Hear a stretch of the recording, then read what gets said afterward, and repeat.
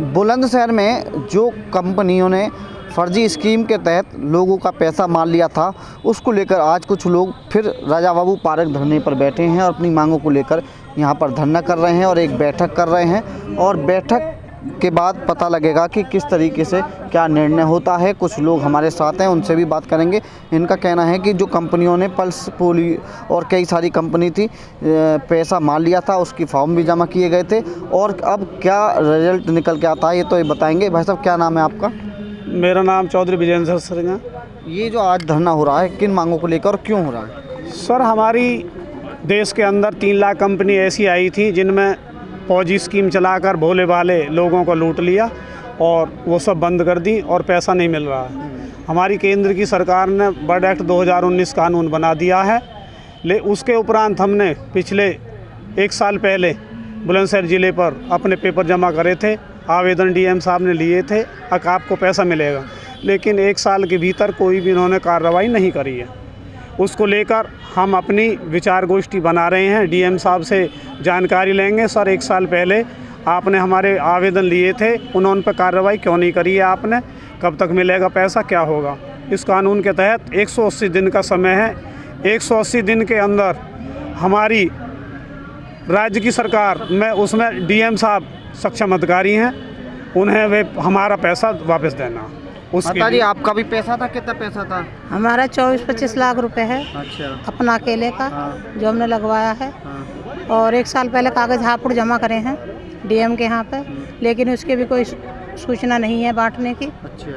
तो इस वजह से अब यहाँ हम इकट्ठे हुए हैं कि भाई जैसे यहाँ मीटिंग हुई है ऐसे हम एक हापुड़ में भी करें, कैसी भी सुना दे में। अब बस जल्दी से पैसा मिल जाए वही बहुत है। आपका कितना पैसा था? 19,000 है। 19,000 मिला नहीं है अभी ना मिला। माता जी, आप कहाँ से आई हैं? मैं यहीं बुलंदशहर से हूँ, यमुनापुरम से। अच्छा। मेरे घर का भी, रिश्तेदारों का भी पैसा 1 करोड़ 26 लाख है और बाकी पार्टियों का भी बहुत काफ़ी 5 करोड़ के करीब है और अभी तक कोई सुनवाई नहीं हो रही है। हमें 10 साल हो गए भगते इधर उधर से और कोई सुनवाई नहीं कर रहे हो। और 180 दिन का टाइम दिया हो। जब ये पिछले साल कागज़ जमा करे फरवरी में, 12 फरवरी को, तब इन्होंने बोला था कि जल्दी पैसा मिलेगा आपका, तो अभी तक कोई सुनवाई नहीं है। किसी की लड़की की शादी है, किसी की नौकरी के हैं, बच्चे बड़े हो रहे हैं, कोई बुढ़ापा है, अपने बुढ़ापे के लिए किसी ने जमा करे हैं और आज वो बेघर हो गए हैं। आज सब अपने ऐसे हो रहे हैं कि बहुत ही ज़्यादा। भाई साहब, यहाँ पर जो आज बैठक है, कहाँ के लोग, कौन से जनपद के लोग आए जो बैठक में? ये ज़्यादातर बुलंदशहर के ही लोग हैं यहाँ पे जो आए हुए हैं।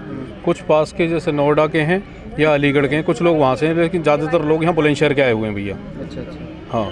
तो आज ज्ञापन दिया जाएगा आपकी तरफ से डीएम साहब को? हमने ज्ञापन तो हम पहले भी दे चुके हैं और उस ज्ञापन के तहत हमने यहाँ पे फार्म जमा कराए थे। बर्ड्स एक्ट 2019 के तहत जो प्रधानमंत्री ने उन्होंने एक नियम बनाया था और उसके तहत हमने यहाँ पे करीब 4.5 लाख फार्म जमा करा दिए मुख्यालय पे, लेकिन उसकी कोई भी सुनवाई नहीं हुई है। उस सुनवाई के तहत कि क्या चीज़ इसको क्या किया जा रहा, आगे क्या इसमें कार्रवाई की जाएगी, इसके एक ज्ञापन हम इस तरीके से दे रहे हैं कि हमें बताया जाए कि हमारे फार्मों को क्या हो रहा है यहाँ पे। और उसके लिए बहुत बड़ा प्रदर्शन अभी जो आगे हमारे माननीय प्रधानमंत्री महोदय ने हमें समय दिया है और ये 12 मार्च का रामलीला मैदान दिल्ली में हमें समय दिया है, जहाँ पे वो हमारी बातों को सुनेंगे और प्रधानमंत्री जी स्वयं आ रहे हैं वहाँ पे। अच्छा भाई साहब, कितना पैसा बुलंदशहर के लोगों का हुआ, कितने करोड़ के आसपास? बुलंदशहर का करीब यहाँ पे 500 करोड़ करीब 400-500 करोड़ तो बुलंदशहर का। अगर पूरे भारत की बात करें तो 42 करोड़ जनता परेशान है, निवेशक है। और अगर पेमेंट की बात करें तो 20 लाख करोड़ कम से कम है, जो कि हमारे भारत का सबसे बड़ा एक स्कैम भी कह सकते हैं इसे। इससे बड़ा स्कैम आज तक नहीं हुआ कि इतना पैसे का घोटाला हुआ हो। आप कहाँ से आए हो? जमका से, खुर्जा से। कितना पैसा आपका? 8 लाख रुपये। अच्छा, मिला नहीं है? नहीं। धरने पर आए हो? हाँ जी बिल्कुल। ये कुछ लोग और हैं, आप कहाँ से आए हैं, आप भी बता दीजिए। मैं साथ खुर्जा से आया हूँ बुलंदशहर में। ये जो व्यवस्था है, आप लगभग 1956 के बाद जब से देश आज़ाद हुआ, देश में लगभग 3 लाख ऐसी कंपनियां चलती रहीं जो भारत सरकार के संरक्षण में देख रेख में चलती रहीं और लोगों को कहीं ना कहीं गुमराह करती रहीं। जैसे ही 2014 में बीजेपी गवर्नमेंट आई, इस सिस्टम को देखा, उन्होंने सारे सेक्टर को क्लोज कर दिया। क्लोज करने के बाद में एक कानून बनाया कि जिन कंपनियों ने इन लोगों से पैसा लिया है, ताकि वो पैसा लोगों तक वापस पहुंच सके, उसके लिए 2014 में हमारी जो बीजेपी सरकार आई, उन्होंने एक कानून बनाया वर्क्स एक्ट 2019 के नाम से, और 2019 में उस कानून को सभी स्टेटों को सौंप दिया गया।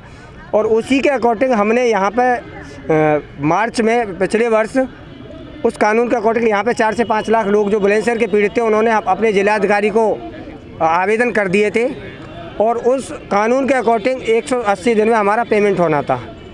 लेकिन पिछले मार्च से लेकर आज फरवरी में खड़े, लगभग 1 वर्ष पूरा होने जा रहा है, अभी तक उस पर कोई हमारे सक्षम अधिकारी ने कार्रवाई नहीं की है। उसी को लेके आज हम सब लोग एकत्रित हुए और सक्षम अधिकारी को एक ज्ञापन के माध्यम से ये पूछना चाह रहे हैं कि हमारे ज़िले में उस कानून का क्रियान्वयन कब होने जा रहा है।